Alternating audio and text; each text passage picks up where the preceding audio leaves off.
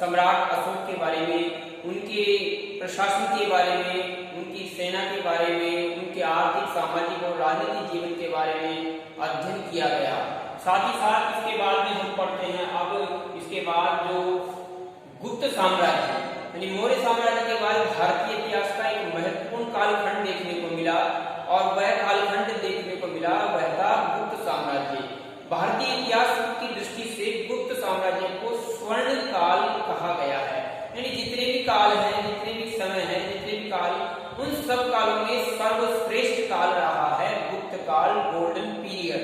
तो भारतीय इतिहास का गोल्डन पीरियड है तो वह है गुप्त काल, गुप्त साम्राज्य।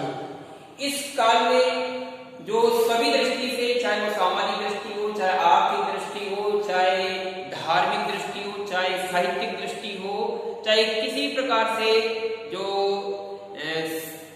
भारतीय हिंदुस्तान ने बहुत तरक्की की थी और बहुत विकास किया था विभिन्न क्षेत्रों में, और इस प्रकार से सर्वश्रेष्ठ शासन रहा है गुप्त राजाओं के शासनकाल में।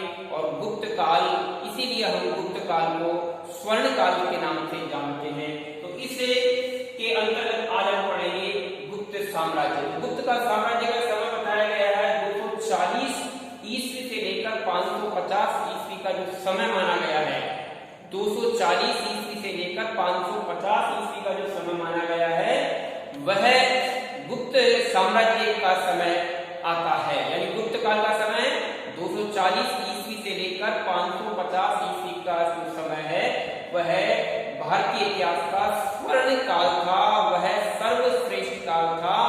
इस काल में जो सामाजिक, आर्थिक, राजनीतिक, धार्मिक, साहित्यिक, इस प्रकार से सभी क्षेत्र में विकास हुआ था और इसीलिए इस काल को स्वर्ण काल के नाम से जानते हैं। तो सबसे पहले हम बात करते हैं इस काल के प्रथम शासक की श्रीगुप्त। श्रीगुप्त का समय माना जाता है 240 से लेकर 280 ईस्वी का समय माना जाता है।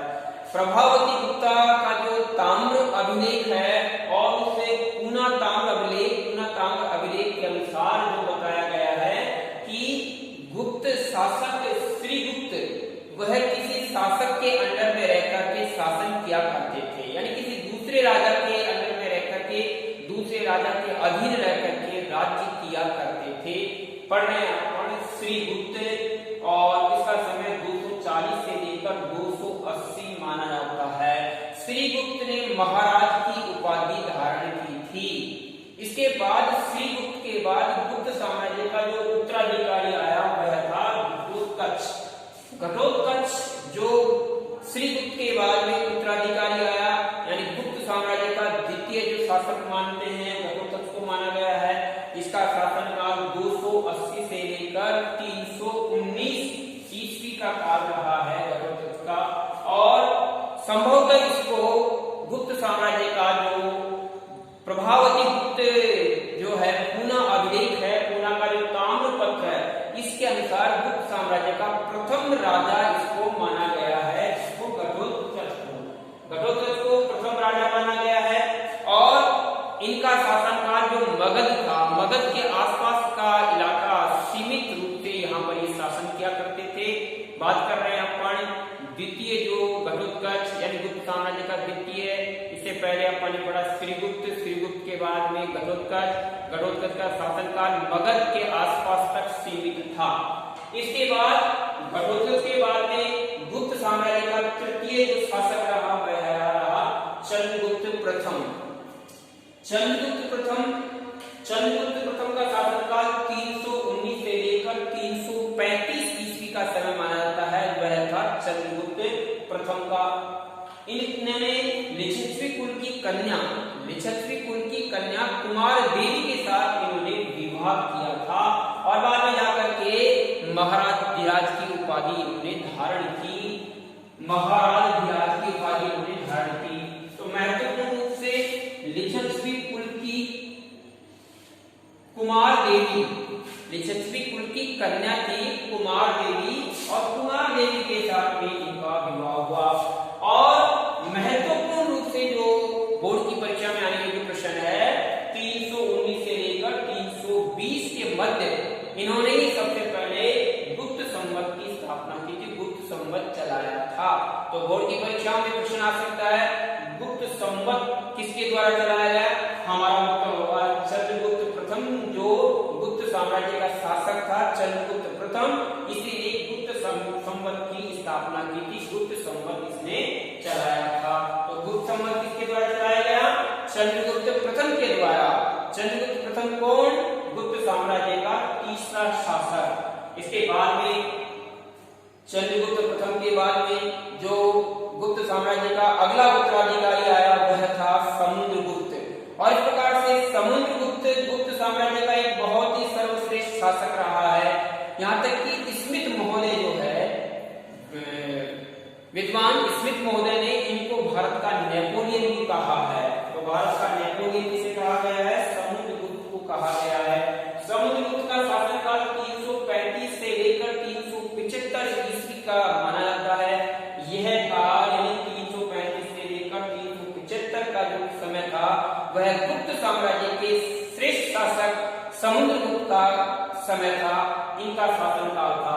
और इनके दरबार में मुख्य रूप से जो कवि बहुत इंपोर्टेंट है, महत्वपूर्ण, इनके दरबार में समुद्रगुप्त के दरबार में हरिशेन नाम का कवि निवास करता था और हरिशेन के लिए ही प्रयाग प्रस्तुति की रचना की थी। तो दो महत्वपूर्ण प्रश्न है हमारे पास। एक तो कवि हरिशेन किसके दरबार की शोभा बढ़ाता था? समुद्रगुप्त के दरबार की शोभा बढ़ाता था। और दूसरा प्रश्न आता है कि प्रयाग प्रस्तुति की रचना किसने की? प्रयाग प्रस्तुति की रचना की कवि हरिशेन के माध्यम से। तो दोनों ही महत्वपूर्ण है। अब प्रयाग प्रस्तुति में क्या लिखा हुआ है? प्रयाग प्रस्तुति में लिखा हुआ है समुद्रगुप्त की विजयों का उल्लेख किया गया है। समुद्रगुप्त ने जो मगध के आसपास जो घटोत्कच का शासन था, चंद्रगुप्त का शासन था, उस शासन को विस्तार रूप दिया और इस प्रकार से राजपूताना, कर्नाटक, इधर से बंगाल, इधर तक इन्होंने अपना शासन किया। तो प्रयाग प्रस्तुति में समुद्रगुप्त की विजयों का उल्लेख किया गया है। साथ ही साथ समुद्रगुप्त गायन में और स्वयं कवि भी थे और नृत्य में, गायन में और संगीत प्रेमी होने के भी इसके प्रमाण प्राप्त हुए हैं। यानी कुल मिलाकर के समुद्रगुप्त गुप्त साम्राज्य का श्रेष्ठ शासक रहा है।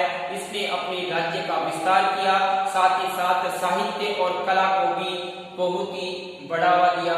इसके बाद में अपन पढ़ेंगे कि समुद्रगुप्त कला संरक्षक था, विद्वानों का जो संरक्षण देने वाला था और धर्म का प्राची, धर्म को श्रेष्ठता पर पहुंचाने वाला था समुद्रगुप्त।